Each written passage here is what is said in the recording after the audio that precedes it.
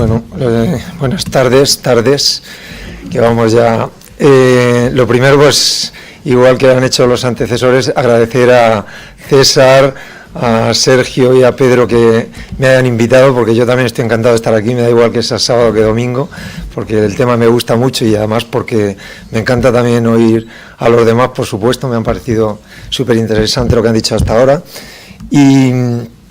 Y bueno, ya permitidme que les anime a que continúen lo que están haciendo, en primaria, en urgencias, porque lo mismo que el proyecto Calprimur están intentando implantarlo en urgencias, y hacer esto en una época en la que todos nos metemos en nuestros despachos y en una época de sus especialidades, el llevar la cardiología fuera de las plantas de cardiología y de las consultas de cardiología, me parece que tiene mucho valor, es un poco el camino que tenemos que seguir todos, ¿no? El salir de nuestro enclaustramiento que tenemos a veces con tanta subespecialidad y con tanto, pues eso, especialistas en cosas que yo lo que creo que tenemos que hacer es llevar nuestros campos a los demás, porque los enfermos al final son de todos. O sea que yo os animo a que continuéis con el proyecto porque me parece interesantísimo y después de proyectos como este muchas veces hay un antes y un después y es probable que esto suponga eso, un antes y un después. Bueno, yo el tema que me habían encargado abordar aquí, como veis, es el del paciente en fibrilación auricular que requiere cardioversión. Evidentemente yo trabajo en urgencias y es un tema que tiene mucho que ver con lo que yo hago. Y lo primero, parece que cuando hablamos de cardioversión, o parece no, el subconsciente nos lleva a que es eléctrica, a que le vamos a dar un chispazo, como decimos habitualmente. Y es tan cardioversión la eléctrica como la farmacológica, desde todos los puntos de vista. Desde el punto de vista de que lo que estamos intentando es restaurar un ritmo sinusal, haya empleado un sistema u otro. Y desde el punto de vista de la terapia anticoagulante que el enfermo precise, también va a ser muy parecido. O sea que de momento tener en cuenta eso. Bueno, la charla podría seguir muchas guías o a lo mejor algoritmos para hacerla, pero me parece que una muy simple que conocemos todos y que es de nuestro entorno son las guías, y además relativamente recientes, de hace 2 años, europeas de fibrilación auricular.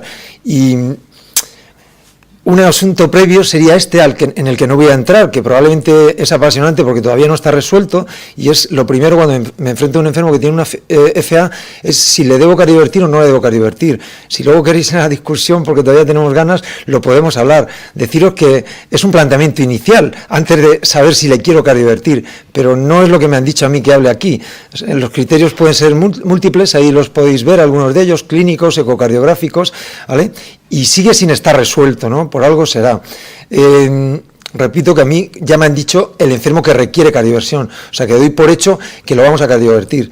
De todas formas, como en medicina en todos los campos, probablemente lo que estáis viendo ahí en la pantalla es muy coherente, y es que más allá de calentarnos mucho la cabeza con si debo conseguir o no ritmo sinusal o controlar la frecuencia, probablemente esa expresión que veis ahí de que siempre que sea posible o tener sentido común a la hora de cuándo voy a hacer una cosa u otra, a lo mejor es la que siempre o la que debe prevalecer. Bueno, mirar, este es el algoritmo que establecen las guías para que se debe hacer o seguir para conseguir ritmo sinusal en un paciente con una FA que quiero conseguir ritmo sinusal o que acaba de aparecer, ¿vale? Como todos los algoritmos, a lo mejor cuando uno empieza a ejercer o a hacer medicina le gustan mucho. Cuanto más tiempo estás trabajando, cuando más enfermos ves, te das cuenta que los algoritmos muchas veces en vez de ayudarte te entorpecen. Por lo que decía Ana, porque es que hay que individualizar casi siempre, es que no hay enfermedades, es que hay enfermos, a veces no hay 2 enfermos iguales, o sea, y entonces, pero bueno, me parece que vamos a seguir este algoritmo, pero a través de 4 escenarios clínicos que voy a poner a continuación, de 4 casos clínicos. Y esta diapositiva me parece muy importante, porque probablemente los que a lo mejor nos gusta el tema o estamos en este asunto, lo vemos muy claro, pero a lo mejor en alguien que no está todos los días no lo ve tan claro. Y hablamos de anticoagulación en FA y todos los escenarios no son los mismos. Yo he separado estos 3 porque me parece, y hay alguno más, pero estos 3 son los que debemos, creo yo, recordar.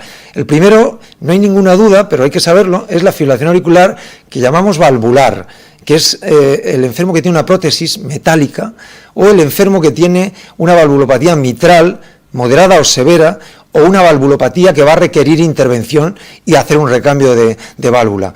Bueno, en ese grupo de pacientes no hay ninguna duda. Cuando tengan una FA no voy a aplicar ninguna escala de riesgo, les voy a anticoagular, porque como veis el riesgo embólico es ya muy alto, independientemente que busque escalas de estratificar más riesgo. En sí mismo, esos pacientes el riesgo es tan alto que tengo que anticoagular. Y además, solo lo puedo hacer con Sintrom, ¿vale? O warfarina, porque estos pacientes no están incluidos en ningún ensayo clínico. Ese es el primer grupo que debemos tenerlo claro y creo que lo tenemos claro.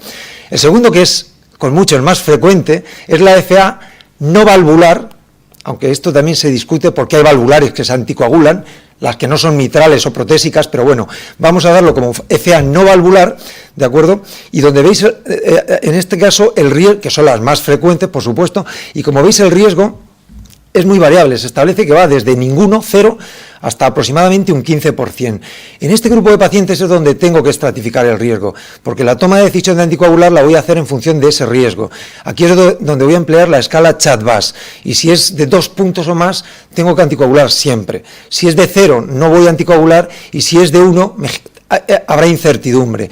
Podríamos hablarlo luego si queréis, no voy a entrar más. Y aquí sí puedo elegir entre Sintrom o anticoagulantes de acción directa. ¿Cuándo elegir uno o cuándo otro? Tampoco voy a entrar en ello. Si queréis también podemos comentarlo, porque es un asunto con diversas controversias, dependiendo de dónde venga. La administración a lo mejor nos dice unas cosas, los ensayos clínicos otras, en fin, es un punto de controversia, pero saber eso.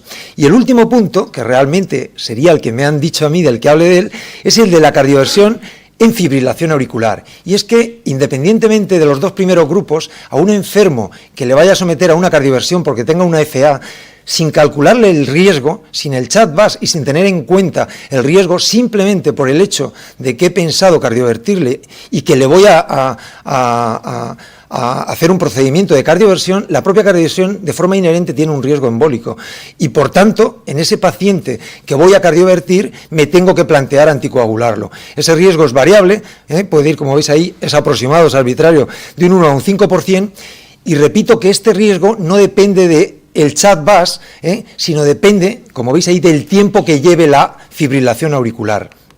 Bueno, perdón, y en este grupo de pacientes que voy a cardiovertir también me permito, tengo la opción de usar o bien Sintrom o bien anticoagulantes de acción directa. Bueno, aquí veis la diapositiva que un poco resume en el paciente que voy a hacer una cardioversión eléctrica cuando voy a anticoagular o cuando no lo voy a hacer. Y como veis, lo que me marca ir hacia un lado o hacia otro es el tiempo que lleva de evolución. Como veis, en la parte mía de la izquierda, no sé si es la vuestra o la derecha, es que cuando lleva menos de 48 horas, pues tengo más seguridad en cuanto a que puedo hacer una cardioversión sin anticoagular antes al paciente. Esto también se puede debatir si queréis después, porque es un tiempo arbitrario, pero se acepta, y las guías así lo aceptan, como que hasta 48 horas hay relativa seguridad en cuanto a hacer una cardioversión sin anticoagular al paciente. En cambio, como veis en el otro lado del esquema, cuando lleva más de 48 horas o no sé el tiempo que lleva, ahí es donde tengo que realizar una anticoagulación previa de 3 semanas antes de proceder a realizar la cardioversión, que ya evidentemente no la haremos en urgencias, sino se hará de forma programada. Y solamente habría un procedimiento que me permitiría adelantar esa cardioversión, y es hacer una eco transesofágica que me asegurará que no hay trombos en la aurícula. Vale. Hecho esto, que es una introducción probablemente muy larga, pero que me va a permitir ir más rápido en los 4 casos clínicos que os voy a poner, pues vamos a ir desarrollando esto que os acabo de decir. El primer caso clínico, como veis ahí, es un señor de 42 años que está diagnosticado, y lo vemos en su informe, porque a través de selenio que lo lleva, es una miocardiopatía hipertrófica, donde ya tiene eco hecha previa, toma bisoprolol 10 miligramos cada 24 horas y ingresan en urgencia por palpitaciones, y no solo eso, sino una situación clínica, como podéis ver, de disnea, opresión centrotorácica, está sudoroso, está hipotenso, está quimneico, está desaturado. Recuerdo que tiene 40 años, está en 88% de saturación, y en la auscultación cardíaca nos llama la atención que está arrítmico y que tiene crepitantes. El electro, aunque de mala calidad, lo podéis ver ahí. Perdón.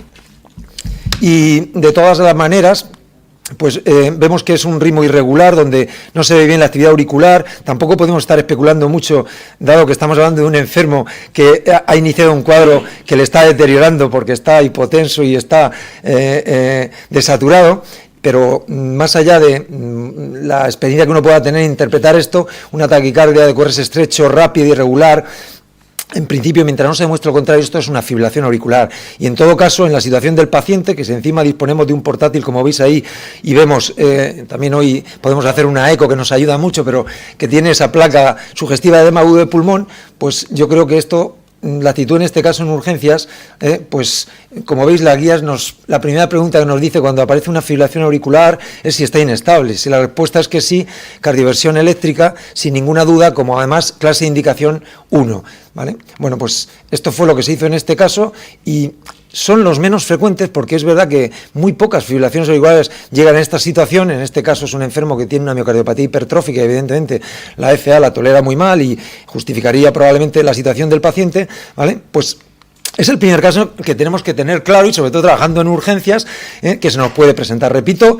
que es poco frecuente, ¿de acuerdo? Con respecto a la anticoagulación en este caso, pues se me ocurriría haceros estas 3 preguntas. ¿Precisa anticoagulación previa a la cardioversión eléctrica? La verdad es que no podemos detenernos demasiado en la situación que él tiene, ni le va a hacer nada un anticoagulante, lo pongamos como le pongamos, cuando vamos a hacer una cardioversión eléctrica inmediata, como es el caso. La primera pregunta yo creo que no tiene mucho sentido hacerla. La segunda sí. Después de hacer la cardioversión, ¿nos vamos a plantear anticoagularlo? Y como veis ahí, tiene 42 años. Si calculamos el CHA2-VAS, es de 0. No necesitaría anticoagulación. Este es el planteamiento de anticoagulación con respecto a este paciente. Como veis ahí abajo, estamos hablando de una FA en un paciente con una miocardiopatía, ¿vale? Y esto es lo que quiero referir, que cuando el enfermo tiene una miocardiopatía dilatada, hipertrófica, estos enfermos no entran en la escala de riesgo CHA2-VAS para tomar la decisión. Estos enfermos que tienen fibrilación auricular hay que anticoagularlos desde ese mismo momento. Es decir, que este paciente, después de cardiovertirle y que esté estable, debemos iniciar la anticoagulación ya de forma permanente, ya para ser visto en planta, hacer su evaluación, pero ya anticoagulado. El segundo caso clínico también es una persona joven de 35 años, pero fijar cómo cambia, sano, deportista, no tiene cardiopatía, viene por palpitaciones de inicio agudo, dice que ya tenía alguna vez de forma esporádica algún episodio semejante, ¿de acuerdo? Y mirar qué estado clínico presenta de total estabilidad. Esto es mucho más frecuente, que lleguen con palpitaciones, con síntomas, pero que no lleguen inestables como el anterior.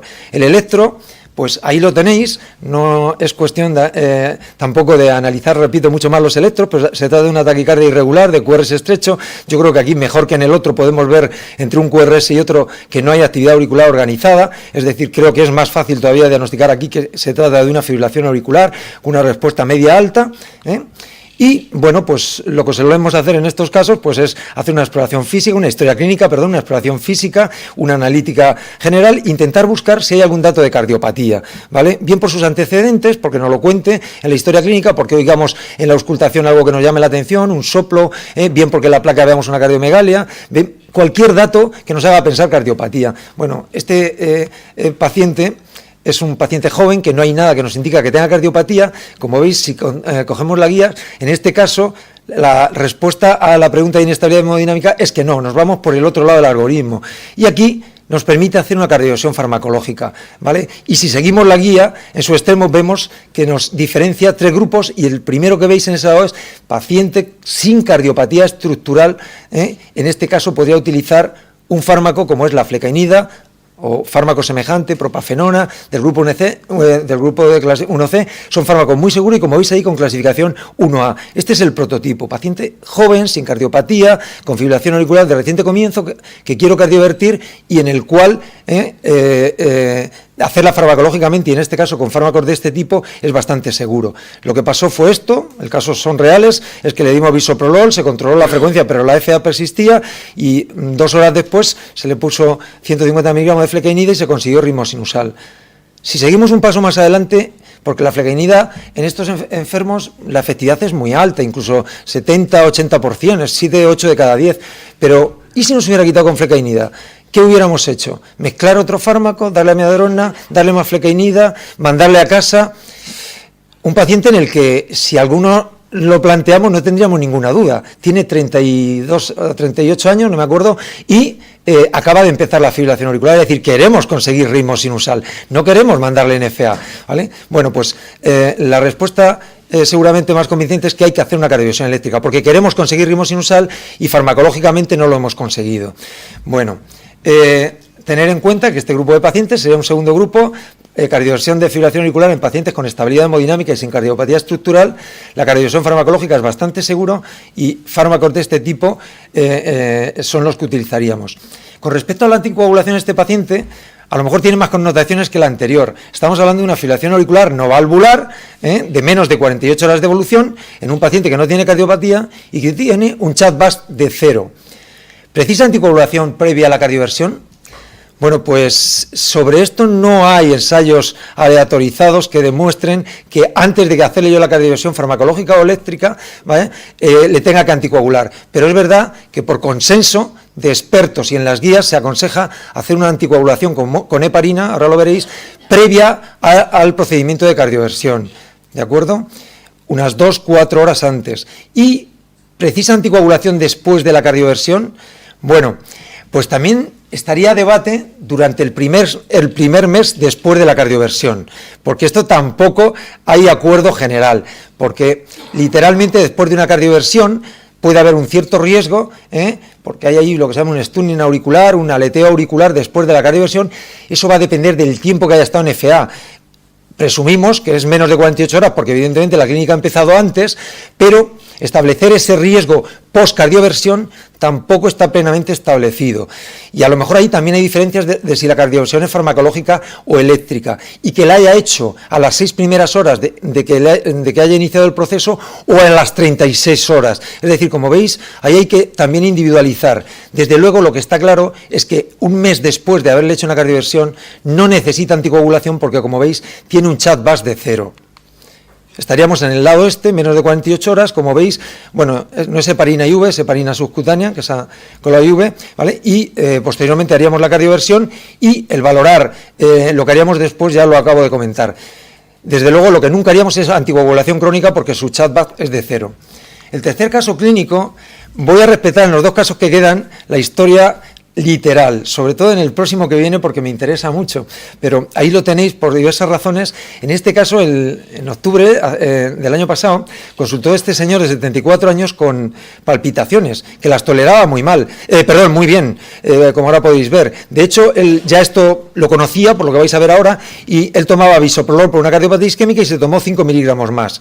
Era hipertenso y tenía una cardiopatía isquémica por haber tenido una angina en 2004, que además le hicieron un intervencionismo coronario con implante de 3 stent, y además él conocía esto porque 4 años antes, en 2014, había tenido una fibrilación auricular y le habían hecho una cardioversión eléctrica, ¿de acuerdo?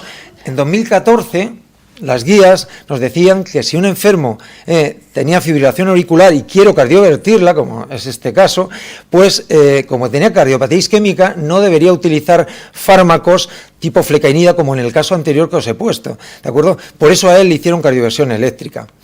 Como veis, toma bisoprolol y está anticoagulado, porque en el 2014, cuando tuvo la FA, si le calculamos el CHA2-VASc, este señor de 74 años, ya por edad tiene 1, camino de 2, es hipertenso, tiene cardiopatía isquémica, o sea que está más cerca de 4 el CHA2-VASc que de 3, con lo cual ya estaba anticoagulado. Él estaba perfectamente, clínicamente, y este era el electro. Es más, si lo miras muy deprisa, hasta se puede pasar, porque parece que está hasta en ritmo sinusal por la frecuencia. Evidentemente, si lo ves, veis que está arrítmico, no tiene actividad auricular y que está en FA. Y además, él, que tenía en torno a 50-60 pulsaciones, porque toma bisoprolol, sabía que no estaba en ritmo sinusal, ¿no?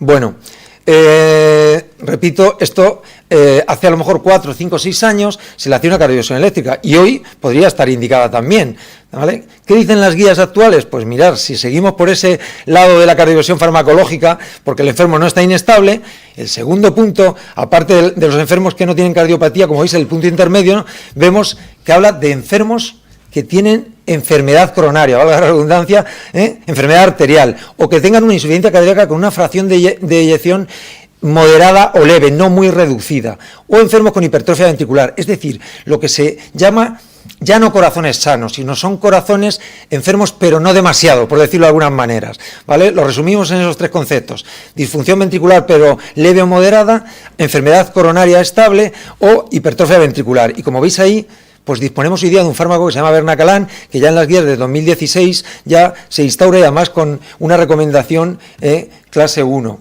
Bueno, pues este enfermo fue lo que hicimos: le pusimos Bernacalan, y mirad después del Bernacalan, esto es curiosidad, si uno mira ve que está en ritmo sinusal, pero llama la atención que está más rápido, que está a 100 por minuto, cuando estaba en FA estaba más lento, y su ritmo basal nos dice él que es 50 o 60. Bueno, esto es una curiosidad, porque si uno mira bien, ve que no está en ritmo sinusal, que es un flutter. Repito que es una curiosidad, y esto además lo hace tanto la flequenida como el Bernacalan. A veces, antes de cardiovertir, transforman la FA en un flutter. Por eso casi siempre les damos beta bloqueantes antes. Bueno, el caso es que mirar segundos después cómo entró en ritmo sinusal con un ritmo que sí que ya era el suyo. Bueno, estuvo cerca de la cardioversión. Enfermos con fibrilación auricular estables, pero con cardiopatía de base, puedo plantear también cardioversión farmacológica con un fármaco de este tipo como es el Bernacalan.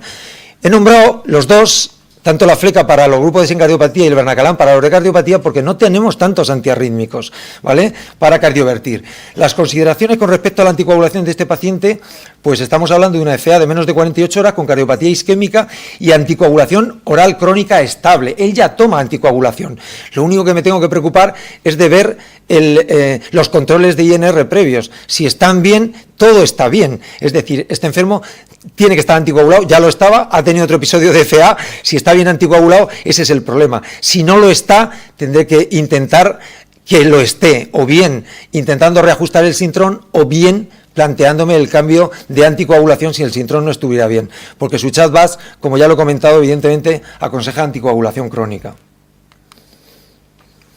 Y para terminar este algoritmo, en el último extremo, porque no traigo ningún caso, como veis, habla del enfermo que está estable, que puede plantear una cardioversión farmacológica, pero como veis tiene mucha enfermedad cardíaca, porque muchas veces estos enfermos no están estables, ¿vale?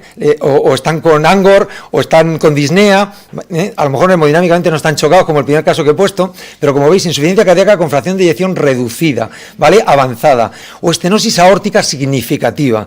Son situaciones, la estenosis aórtica es una de las, junto con la hipotensión, de las contraindicaciones para utilizar Bernacalan. Es decir, enfermos con enfermedad cardíaca importante. Pues como veis, si tengo que utilizar un fármaco ahí ya no tengo más que amiodarona, ¿de acuerdo? Lo que ocurre es que yo ahí os diría que el planteamiento es, ya no sé si hacerle cardioversión eléctrica o ponerle amiodarona. Seguramente lo indicado es hacer cardioversión eléctrica. Tampoco es el tema y no voy a entrar en ello, pero repito, si queréis pues se puede comentar.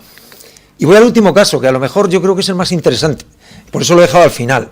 Y este caso llegó hace poco y lo cogí cuando ya Sergio me había invitado a venir aquí, porque me pareció, vamos, como si llegó como diciendo, bueno, es para traerlo y exponerlo, porque de él se pueden sacar muchísimo un aprendizaje, y sobre todo cuando alguien trabaja, bueno, tanto en primaria como en urgencia como en cardiología. Me parece que es el que más nos puede valer a todos. Como veis, he remitido al centro de salud porque habían detectado una arritmia.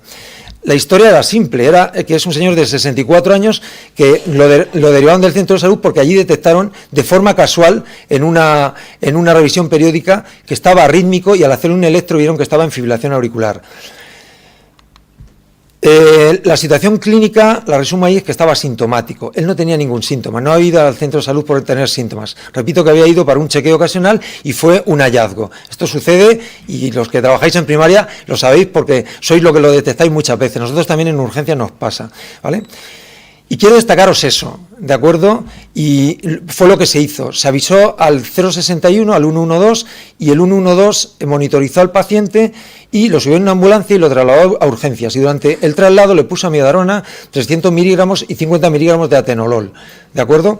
Y para que veáis que es verdad, porque a lo mejor, hombre, sé que no vais a dudar porque lo diga, este es la situación de las constantes del traslado y esta es la aplicación de la medicación, ¿vale? Tampoco es la cuestión, o lo que a mí se me ha asignado que hable aquí de ello, pero me parece que viene a colación, ¿no? Si queréis comentarlo. Sus antecedentes son estos.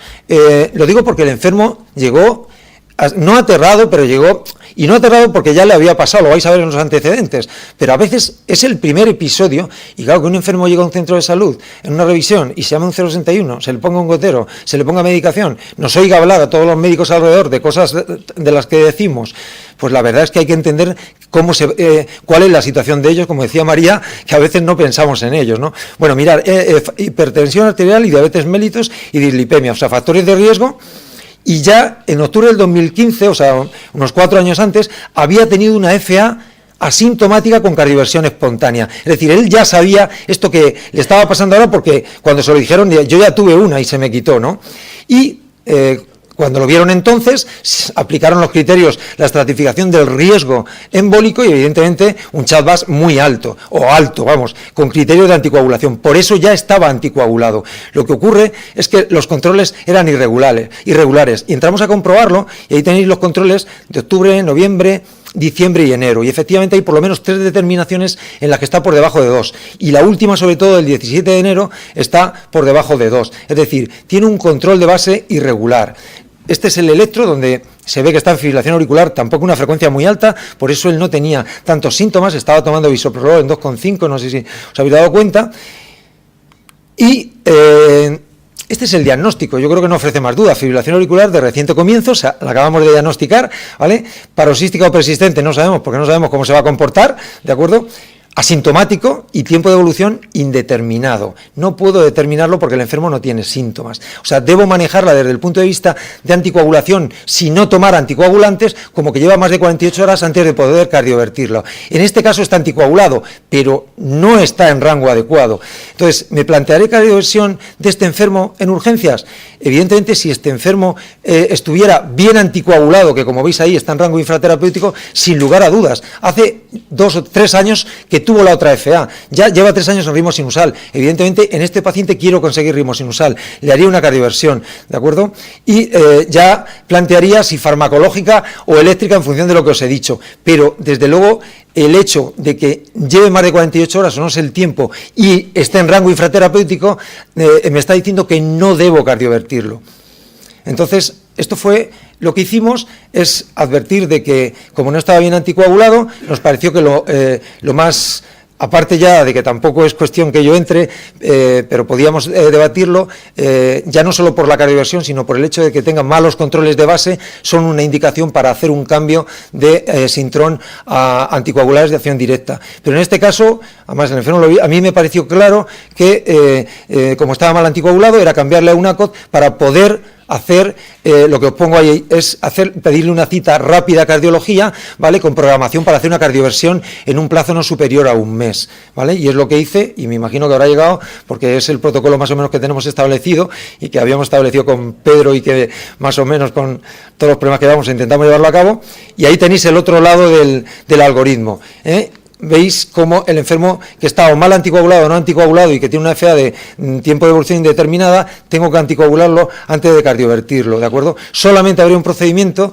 que haría que pudiese cardiovertirlo inmediatamente sin esperar ese tiempo, y es hacer una eco transesofágica, que en enfermos tan estables como este no procede. Otra cosa es que este sintomático, no se controla la frecuencia, se podría plantear.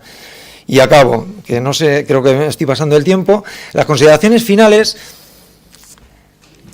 Os he hablado de este esquema, ha quedado muy claro cuando está el enfermo inestable, ha quedado también bastante, o creo yo, vosotros lo diréis si está claro cuando puede hacer una farmacológica, pero hay un punto en medio, y vuelvo a incidir en lo que ha dicho María, ¿verdad?, porque y es, como veis, antes de realizar, estamos hablando de pacientes estables, porque los inestables evidentemente poco les podemos decir porque el hombre o la mujer no está para ello, pero en el paciente que está bien porque está estable y que le voy a hacer una cardioversión farmacológica, o incluso en el punto que tenemos abajo de siamidarona eléctrica, como os he dicho antes, a veces nos olvidamos que el enfermo tiene algo que decir y tomamos la decisión nosotros.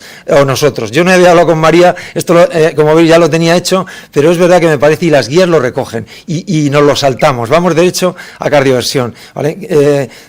Deberíamos informar al paciente, porque además, tampoco voy a entrar en esto, siempre pensamos que la radiodifusión eléctrica es peor desde el punto de vista de que hay que sedar al paciente, de que hay más riesgos, eso habría que debatirlo, ¿eh? Habría que debatirlo porque el riesgo tromboembólico sucede tanto en la farmacológica como en la eléctrica y los problemas hemodinámicos, hipotensiones, proarritmias son más frecuentes en las cardioversiones farmacológicas. Es decir, que la cardioversión farmacológica también tiene sus riesgos, con lo cual eso de que está estable y le hago una farmacológica y al enfermo no le informo de cuál elige o por lo menos que tenga una información, esto deberíamos planteárnoslo. Y en cuanto a costes, sí, evidentemente no voy a entrar a comentarlo. Y ya que lo estoy diciendo, ¿qué prefieren los pacientes? Pues qué pocos estudios hay, si prefieren una u otra. Yo, esta es la última diapositiva, de los pocos que he encontrado, este estudio sueco referido al Bernacalan, y donde son enfermos a los que se les sometió a tratamiento farmacológico con Bernacalan y a la vez con cardioversión eléctrica porque precisaron 2 procedimientos. Y después hicieron una encuesta en estos pacientes y la mayoría de ellos, si tuviera que elegir, hubiera elegido la farmacológica. Pero como veis, no hay tanta diferencia, un 72% frente a un 61%. Pero remarcar que hay que preguntarles a los pacientes lo que quieren en muchos contextos. Yo lo voy a hacer.